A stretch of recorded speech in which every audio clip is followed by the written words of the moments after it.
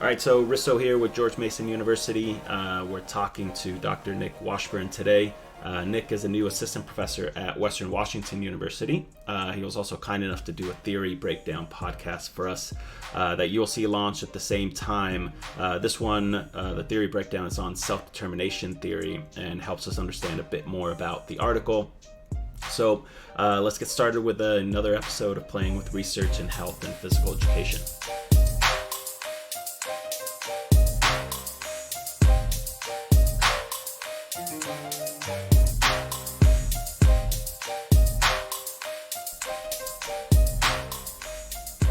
All right, so we're here with Dr. Nick Washburn from Western Washington University, and we are here to discuss his article, which came off of his dissertation at the University of Alabama, titled Enhancing Student Learning in Sport Education Through the Manipulation of Need-Supportive Instruction.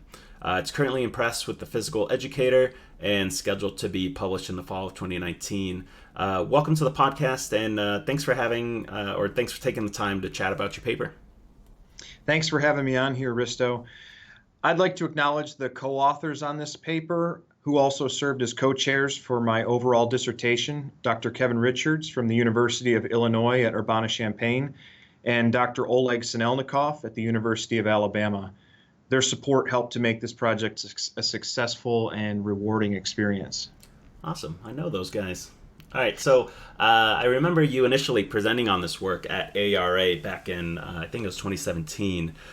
So before we get too far into the specific study, can you just give us a brief rundown of the theory you used? I know you have a side-by-side podcast, but kind of just get us, for those of us that haven't listened to it, what is that theory and what's it look like in PE? Absolutely. So theories are proposed in order to explain or make sense of something that is abstract.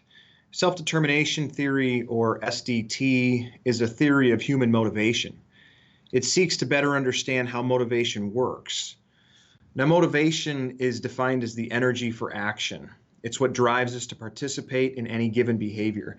SDT considers multiple forms of motivation residing on a continuum of internalization, where increasingly internalized forms of motivation are thought to emanate more out of volition than imposition.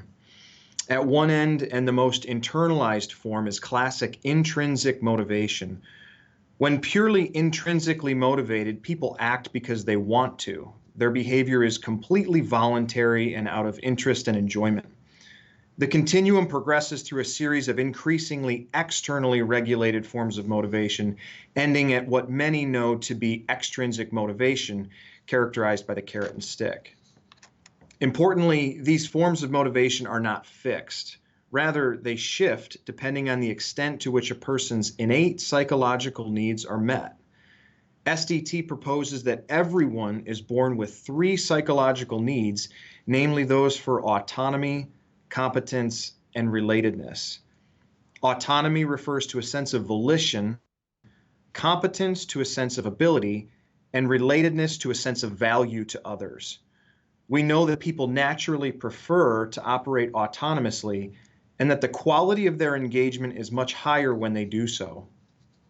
Therefore, the task in PE is for teachers to instruct in ways that support, not impede, their students' natural desire for autonomy, competence, and relatedness satisfaction. The strategies teachers use to bring about desirable behaviors in their students refer to their motivating styles. Similar to the forms of motivation, these styles fall on a continuum anchored at one end by those that are highly supportive of students' psychological needs, and at the other by those that are highly need-suppressive. Need-supportive teachers bring about autonomous student engagement by supporting their students' need for autonomy through autonomy support, competence by providing structure, and relatedness through interpersonal involvement. Autonomy supportive behaviors include giving choice in the sequence or level of difficulty in prescribed tasks, or supporting requests with explanatory rationales. Providing structure entails, for instance, establishing clear class routines, and ensuring that activities are appropriately modified to promote student success. Lastly, interpersonal involvement includes investing significant effort into lessons such that students feel as if the teacher cares about them, and also the warmth of interaction with students. Using students' names and acknowledging their attempts to contribute to the lesson with positive reactions support relatedness through providing instruction that is chaotic, and relatedness by presenting a cold disposition. Using pressuring language such as, "You need to do this," and "get back to what you should be doing," or immediately correcting a student's performance without attempting to learn why they are doing what they are doing, interrupts their natural flow and thwarts feelings of autonomy. Unclear criteria for success or excessive management time reduces opportunities to establish mastery and thus inhibits competence.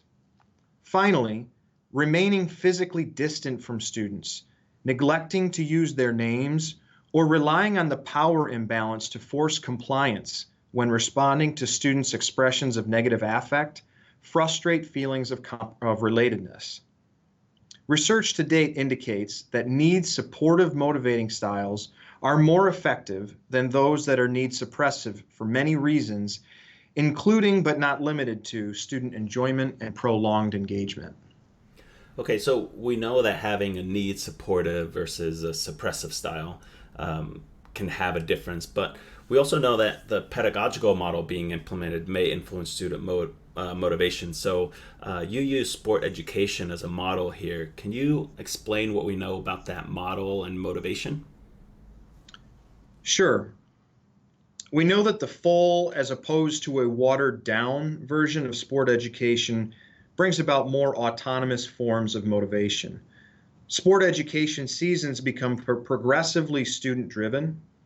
Students appreciate this increase in ownership of and responsibility for their learning. Particularly, the model's features of affiliation, record keeping, and formal competition have been shown to enhance student motivation. It is crucial to note that the teacher must continuously work to avoid the genesis of an ego climate, where an emphasis is placed on winning, and instead create a mastery climate by, for example, emphasizing the importance of fair play, self-improvement, and contributions of individuals' performance to the larger team. Okay, now what about student learning? I mean, we see the motivational effects, but does it affect student learning? Yes, we do see the positive effects of need support on a host of student outcomes. Its influence on learning, however, has received relatively little inquiry. Initial research has indicated that in-service teachers need supportive motivating styles can bring about improved gameplay performance in volleyball among secondary students. We have yet to determine, however, if pre-service teachers can learn to be more need supportive, or if such a style has a similar impact with younger students, discrete skill performance, or in other learning domains such as the cognitive. Therefore, this study examined the impact of an intervention seeking to change a pre-service teacher's motivating style and any subsequent changes in student learning. Okay, so who are your participants? Can you give us a little bit of a background on them? Certainly. This study took place at an elementary school in the southeastern United States. Sport education was the primary instructional model used in PE, so the students were already familiar with the model's structure. The participants included one pre-service teacher named Jason, who was 21 years of age and completing his student teaching at the time, and the 54 students in his fifth grade class. Jason's participation was purposefully requested because of his extensive experience teaching within sport education during his teacher education program and his passion for teaching effectiveness. The students in his class ranged from 9 to 11 years of age and primarily identified as Caucasian or African American, with a few identifying as Asian, Hispanic, or mixed race. Okay, now what was the study design? So I guess I'm asking, what did you do in the study? Essentially, Jason taught two sport education seasons, field hockey first and pickleball second. I provided Jason with an intervention between the two seasons. And what was that intervention like? The intervention included Jason and me and consisted of three phases. In phase one, I presented a PowerPoint lecture to Jason overviewing SDT, comparing need supportive and need suppressive motivating styles, and informing him of specific behaviors he can exhibit that have been shown through research to support students' psychological needs. In phase two, Jason watched video of his own teaching from the floor hockey season, identifying and engaging in discussion about specific situations in which he was need supportive and need suppressive. In the third phase, Jason and I role-played various common scenarios experienced in his teaching, allowing him to practice more need-supportive behaviors. Then, throughout the second season, that being pickleball, I debriefed with Jason after each and every lesson about his level of need support.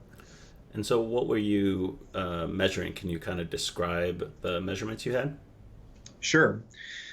To detect changes in Jason's provision of need support, I video recorded and coded how many times Jason exhibited a number of specific behaviors that have been identified as need supportive using a previously validated instrument. To measure student learning, we administered activity-specific skill and gameplay tests at the beginning and end of each season. We also administered an activity-specific cognitive exam at the beginning, end, and also a follow-up iteration to assess cognitive retention.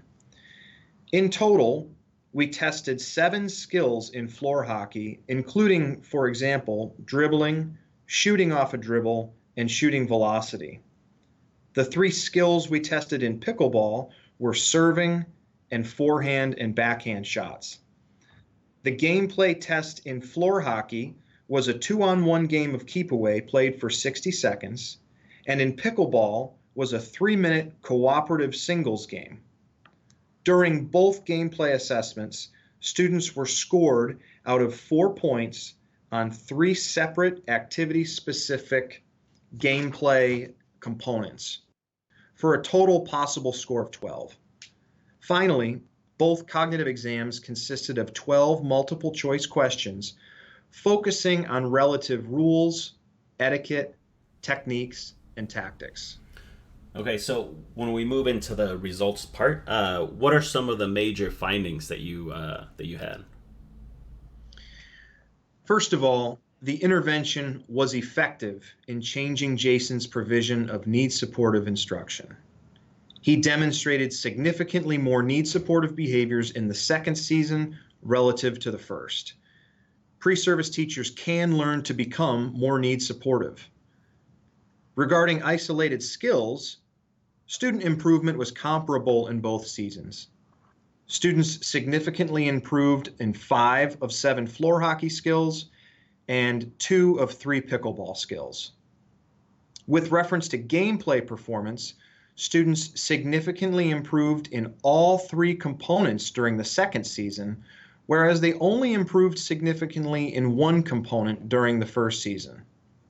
As for performance on the cognitive test, while students' scores increased significantly in both seasons from the beginning to the end, differences were seen between the end of season and retention tests. In the first season, scores decreased from end to retention, whereas in the second season, scores significantly increased yet again. All right, so not a lot of research has been done with pre-service teachers in this specific type of setting. So why is this important, and how does it relate? I think this is important because it provides a framework and a direction for teaching effectiveness. Assuming learning, being it in the psychomotor, cognitive, or affective domain, to be a principal focus for physical educators, it's crucial to identify factors that enhance learning. From a teacher-educator perspective, Interventions such as the one described here can be successful in bringing about more need-supportive motivating styles in future teachers. The results of this study further indicate that demonstrating behaviors that enhance students' motivational quality bring about improvements in gameplay performance and cognitive retention. Though no major difference was observed with regard to discrete skill performance, these findings do indicate that being more need-supportive certainly does no harm. Okay, and so I guess what's the big takeaway from this study? In other words, we knew that students learn over time within sport education, but our findings here demonstrate that learning can be even greater if the teacher recruits a motivating style that is more need-supportive as opposed to need-suppressive. Okay, so and do you have any concluding thoughts you'd like to share on this? I mean, should we all be aiming towards a need-supportive teaching environment? Absolutely. I believe we all, students in K-12 physical education classes included, are inclined to function autonomously. While the how-tos to being more need-supportive are beyond the scope of this particular study, I'd be happy to communicate with anyone interested on some specific and practical strategies for supporting students' psychological needs. Okay, so let's get that information on there. So where can people find you on Twitter or social media? How can they contact you if they're interested in more of this? Sure. My Twitter handle is at NickWashburn12, and email is also an option, nick.washburn@wwu.edu. Awesome. Thank you so much for your time. We're going to link to the article in the notes section. I know it's going to be coming out a little later, but we'll definitely get that information out to everybody. And thank you so much for coming on, Nick. We really appreciate you sharing your research. My pleasure. Thanks for the opportunity. Awesome. So that's all we have for you on this one, and thanks for listening.